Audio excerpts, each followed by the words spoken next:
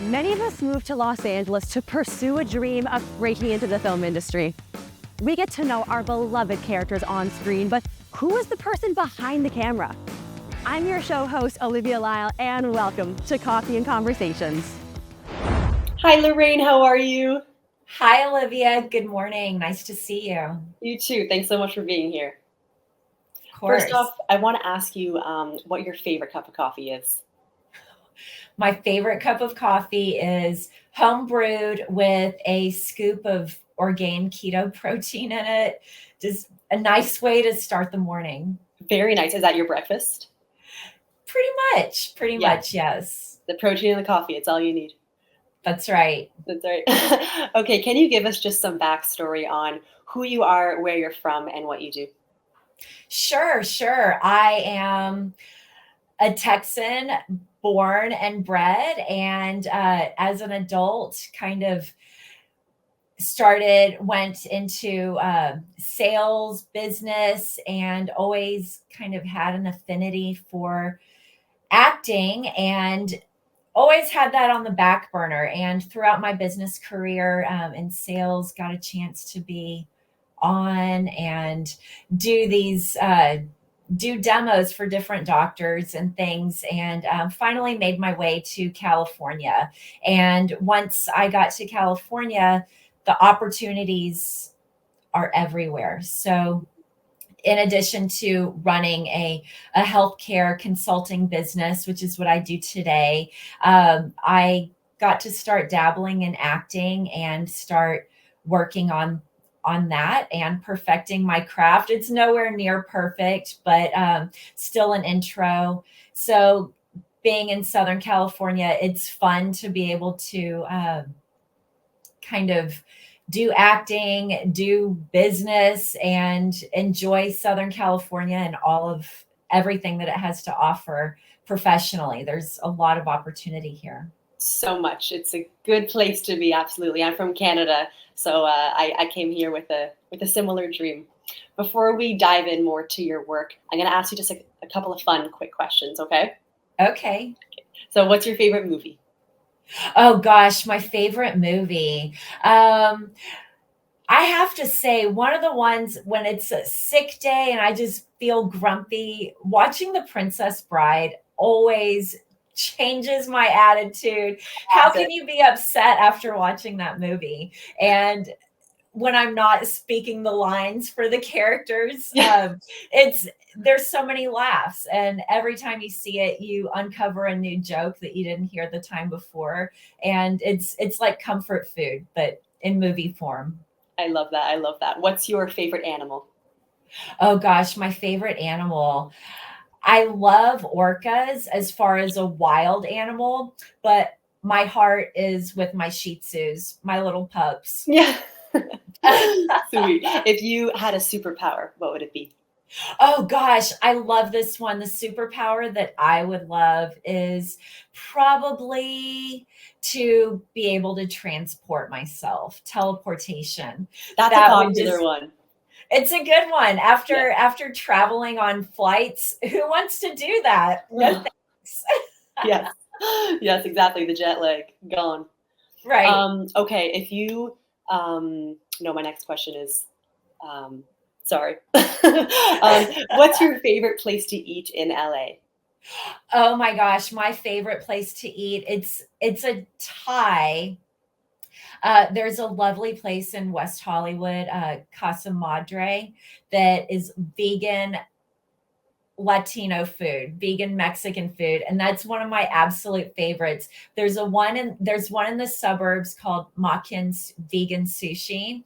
I actually ate there last night. It's so delicious. So vegan? I am vegan. How so many years it's nice to find those. For about 3.5 years, I've been vegan, and I was vegetarian before that. Nice. And you feel good? Amazing. So much better. Amazing. So tell me more about the acting roles that you're currently taking on right now. Any upcoming projects?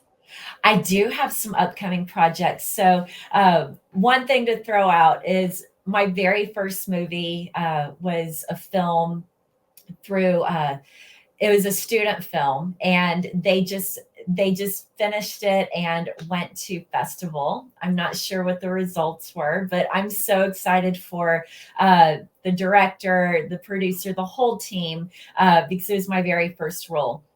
But that said, since then, that really helped boost my confidence, open the door to my interests and thinking, this is what I've got to do. So most recently, I'm working on another student film with some very, very talented individuals. I finished a vertical a few months ago, and those are a lot of fun too, because they're a lot like a soap opera type thing, but they're a minute long, so very fun. I've done some commercials, but I'm really excited about this upcoming opportunity because I'm going to be one of the lead characters. So it's there's a lot more responsibility, more lines, and I'm really going to be able to bring this character to life, and really looking forward to it. That's amazing. Are you a method actor or do you follow a certain practice? So that's a great question. And I've been exploring that. I started an acting an acting school, and I have a great acting coach. And I don't necessarily do method acting the way it's honest acting. And I know that sounds interesting or it doesn't really make sense, but it didn't make sense to me until it clicked. And there was this opportunity where I was reading lines and I just found myself being the same character. And then all of a sudden there was an audition that I did, and this role, it came from my heart. I absolutely was like, this is me. And I got the role, and I thought, I need to do this different thing where I'm coming across as a storyteller, and this is my story to tell, and nobody else can tell it but me. And once I got that and it clicked, I became a better actor. It turned the page, I think, and I started getting more roles. Do you feel like you have almost an edge having a bit more life experience and maturity under your belt as opposed to, going after acting, let's say when you were 19 years old? Do you feel like having that life experience makes a difference?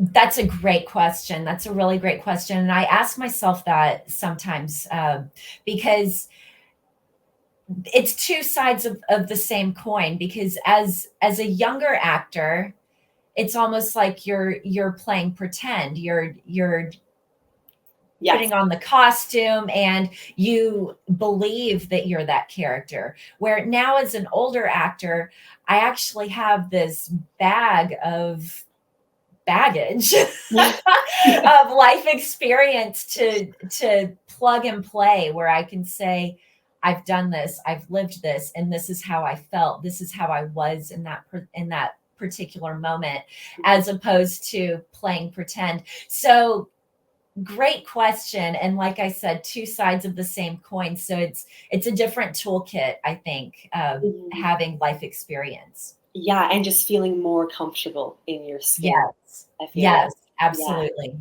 Yeah. Are you ever afraid to go so deep in a character that has a lot of emotional depth and you will get sucked into it or you won't come back from it? Does that ever scare you? Yes, it does. It does. That would scare me. I would be so afraid to go so dark the way that some actors do.